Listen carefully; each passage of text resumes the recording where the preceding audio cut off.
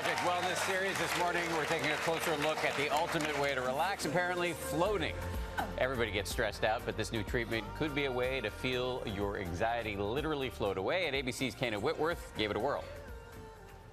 It may be the ultimate way to totally chill out. Popular with celebs like Emma Stone, Minka Kelly, and Sophia Bush. There are 3 actresses that love floating, among others. And Steph Curry shows us how it's done on ESPN's Hang Time. It's an opportunity to just relax and get away from all the stresses on the court and in life.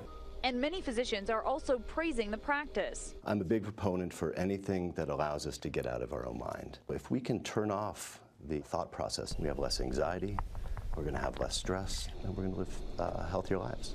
Relaxing in a sensory deprivation tank, no gravity, no light, no noise. I had to give it a try. This is 11 inches of highly salted water, so I should be able to float no matter what. I shouldn't have to force myself to float. So you just kind of slide in. Okay, so before you know it, you're floating. And this is when your relaxation starts. Jim Hefner, an experienced floater and owner of Just Float, says he's seen a trend of clients coming in not just to relax, but for a variety of health issues.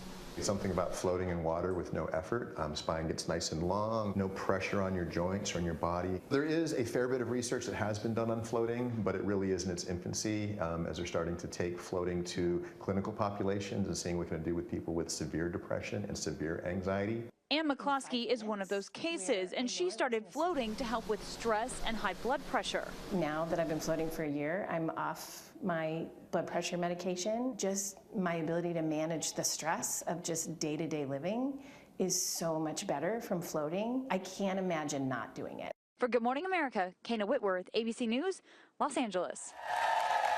All right, so many questions. ABC News senior medical contributor Dr. Jennifer Ashton is here. Is there any science on this, and what does the science say? There is some science, but as we heard in the piece, we need a lot more data, and we need rigorous scientific studies. But they're studying it actually in the field of neuroscience. They're using EEGs or electrodes to measure brain activity, and then they're comparing functional MRIs to see if different areas of the brain light up per se. Particularly, they're looking at it for anxiety and PTSD, but as you heard, maybe hypertension. I will say medically, whenever you hear that something is good for everything, my medical cynic ears kind of poke up. But again, risk benefit, I don't really think it's that risky. Yeah, you just mentioned it doesn't seem that risky. It almost feels like meditation in water, but it doesn't seem like there could be many downsides. Are there any? I think the only downside is if you were to pursue flotation as your sole treatment for something that really requires, standard, and proven medical therapy. I think if you're going to add it, I'm always a big fan of adding, not taking away or either or. That's the true benefit of something complementary. I think it could be fine. I mean, cost would be a factor.